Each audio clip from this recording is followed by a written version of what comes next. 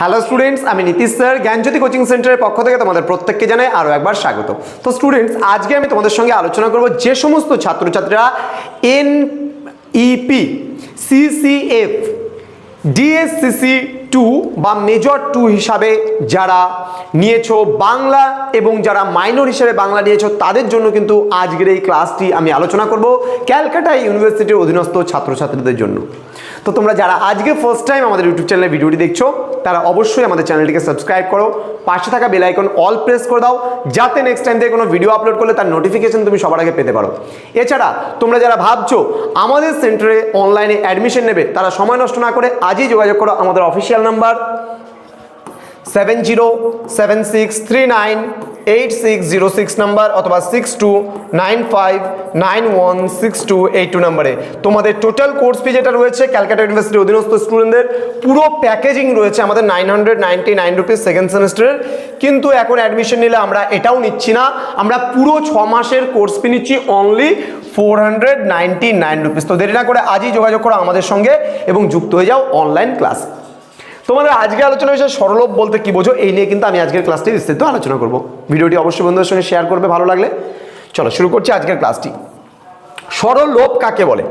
আগের দিন পড়িয়েছিলাম তোমাদের স্বরাগম মানে স্বরধ্বনির আগমন, আজকে স্বরলোপ মানে স্বরধ্বনির বা স্বরবর্ণের কিন্তু লোপ পাওয়া বা উঠে যাওয়া।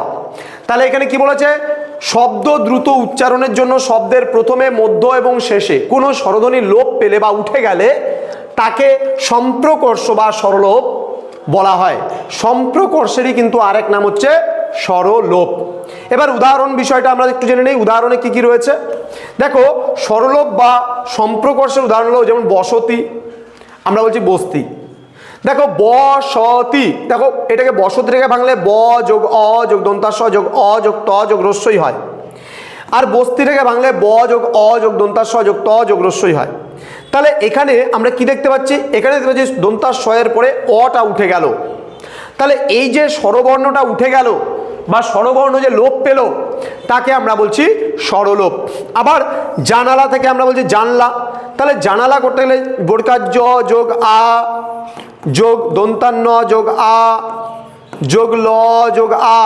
জানালা শব্দটাকে যদি আমি দল বিশ্লেষণ করি তাহলে এরকম হয়, কিন্তু যখনই আমরা জানালা থেকে জানলা লিখছি তাহলে জ যোগ আ যোগ দন্তান্ন যোগ ল যোগ আ। তার মানে এখানে কি হলো? এক যে স্বরে দন্তান্নয়ের পরে যে আকারটা ছিল অর্থাৎ স্বরে আ, এই স্বরবর্ণটা লোপ পেল, যার জন্য এটাকে আমরা বলছি স্বরলোপ। চলে আসবো স্বরলোপের প্রকারভেদ। স্বরলোপ কয় প্রকার ও কি কি? আগের দিন যেভাবে আমরা দেখেছিলাম স্বরাগম কয় প্রকার ও কি কি, আজকে দেখবো আমরা স্বরলোপ কয় প্রকার ও কি কি। একইভাবে স্বরলোপ হচ্ছে বা সম্প্রকর্ষ 3 প্রকার: আদি স্বরলোপ, অন্ত স্বরলোপ, মধ্য স্বরলোপ এবং অন্ত স্বরলোপ। আদি মানে যদি কখনো আমরা দেখি শব্দের প্রথম থেকেই যদি স্বরধ্বনি লোপ পায় বা স্বরবর্ণ লোপ পায় তাকে আমরা আদি স্বরলোপ বলছি। ডিটেলসে আলোচনা করব তোমাদের সঙ্গে, ধৈর্য ধরে শেষ অবধি ক্লাসটি অবশ্যই দেখবে। মধ্য স্বরলোপ বলতে মাঝের থেকে যখন স্বরবর্ণ লোপ পাবে তখন সেটা মধ্য স্বরলোপ। এবং অন্ত স্বরলোপ মানে কি বলছে? যখন শেষের থেকে স্বরধ্বনি লোপ পাবে তখন তাকে আমরা বলি অন্ত স্বরলোপ। এবার বিষয়টা ভালো মতো দেখে নেব। আদি স্বরলোপ কাকে বলছে দেখো। আদি স্বরলোপ বলা হয় দ্রুত উচ্চারণের সুবিধার জন্য শব্দের শুরুতে স্বরধ্বনি লোপ হলে তাকে আমরা আদি স্বরলোপ বলি। যেমন অতসিটাকে থেকে আসছে তসি, আলাবু থেকে লাবু, লাবু থেকে লাউ। তাহলে আলাবু থেকে লাবু হলো মানে স্বরেও উঠে গেল প্রথম থেকে। আছিল থেকে ছিল, আটা উঠে গেল। উদ্ধার থেকে উধার, উদ্ধার তারপরে আসলো ধার, তাহলে এখানে রস্যুটা উঠে গেল। অভ্যন্তর থেকে আসলো ভিতর, তাহলে অটা উঠে গেল। এগুলোকে বলা হয় আদি স্বরলোপ। যখন শব্দের প্রথম থেকে বা শুরু থেকেই আমরা দেখি স্বরবর্ণগুলো লোপ পাচ্ছে তাকে স্বরলোপ আমরা বলছি আদি স্বরলোপ।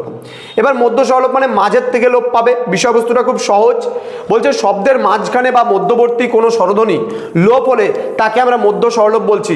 যেমন সুবর্ণ থেকে স্বর্ণ, এখানে দেখো সুবর্ণ থেকে যখনই স্বর্ণ বলছি তখন সুয়ের উটা উঠে গেল। আবার গৃহিণী থেকে গিন্নি, কলিকাতা থেকে কলকাতা, লি ইটা উঠে গেল। দেখো এখানে একটা রস্যই এক্সট্রা ছিল, কলি অর্থাৎ রস্যিকার জন্য রস্যই আসে।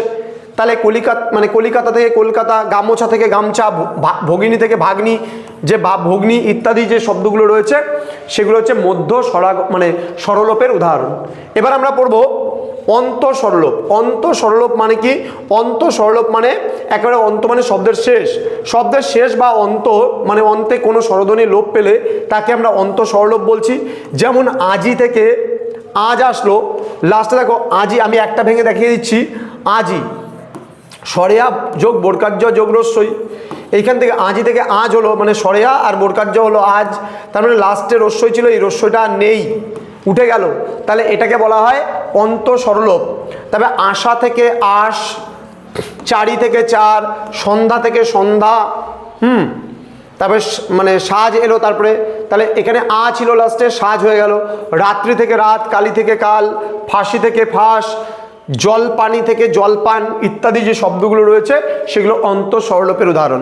তো স্টুডেন্টস, আজকের ক্লাসটা এতটুকুই ছিল তোমাদের, যে অন্তঃস্বরলোপ সম্পর্কে যে আলোচনা, সেই আলোচনা আমি ডিটেলসে তোমাদের সঙ্গে করে দিলাম।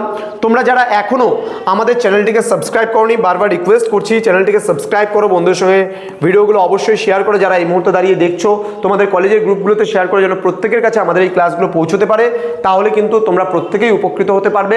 আমাদের ধারাবাহিকভাবে যে ক্লাসগুলো, সেই ক্লাসগুলো পেতে হলে অবশ্যই তোমরা চ্যানেলটিকে সাবস্ক্রাইব করে পাশে থাকা বেল আইকন অল প্রেস করে রাখো, কারণ আমরা ইউটিউবে প্লেলিস্ট করে দিচ্ছি এবং তোমাদের সিলেবাসে যতগুলো টপিক রয়েছে আমাদের বিভিন্ন স্যার ম্যামরা কিন্তু প্রত্যেকটা টপিক তোমাদেরকে বোঝাচ্ছেন। ঠিক আছে? তো স্টুডেন্টস, আমাদের অফিসিয়াল নাম্বারটা সেভ করে রাখো, 6295916282 এবং 7076398606। তোমাদের উজ্জ্বল ভবিষ্যৎ গড়ে তুলবো আমরা, এটাই কিন্তু আমাদের প্রতিশ্রুতি। দেখা হচ্ছে খুব তাড়াতাড়ি আরও একটা নতুন ভিডিও নিয়ে তোমাদের সঙ্গে। তোমরা প্রত্যেকে ভালো থেকো, সুস্থ থেকো। Thank you so much, thanks for watching after all, thank you.